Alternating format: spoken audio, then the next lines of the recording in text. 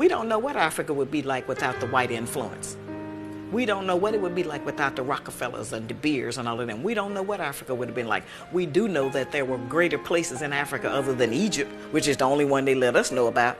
Concurrently and simultaneously during the Pyramid Age, there are great things happening in West Africa. But we very seldom. There are nations known as Dar-Tichit. Dar-Tichit is now, would geographically presently be located where Ghana is. We had the Nak culture, which is where we today would call Nigeria. We have the Monomotapan Empire in what today we call Zimbabwe. There are over 300 stone structures in southern Africa. And then you have that great structure in the great Zimbabwe that shows a direct relationship to the Grand Lodge of Luxor in Egypt. You have Puanit, which is in today's Somalia, Ethiopia. You have the Kush empires that are simultaneously happening.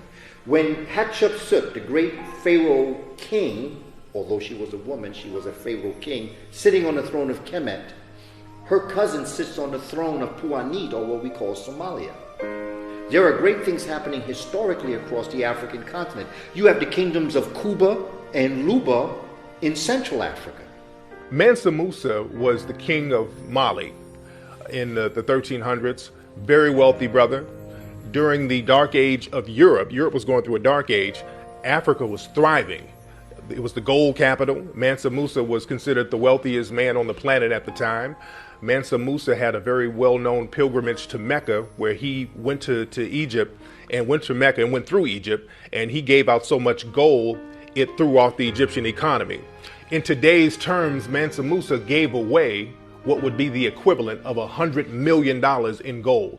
The African was the first race to circumnavigate the entire globe.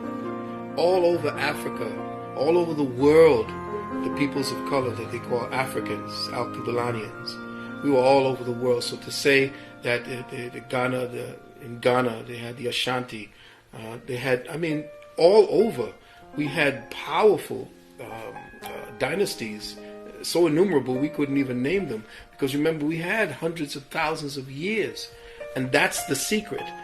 They cut us off at 6,000 because anything beyond that they could say is mystery. They could say is myth.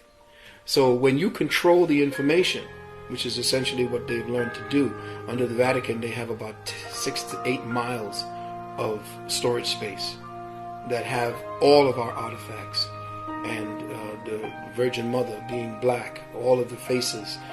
We have to take apart the layers that are actually constructed in the lie.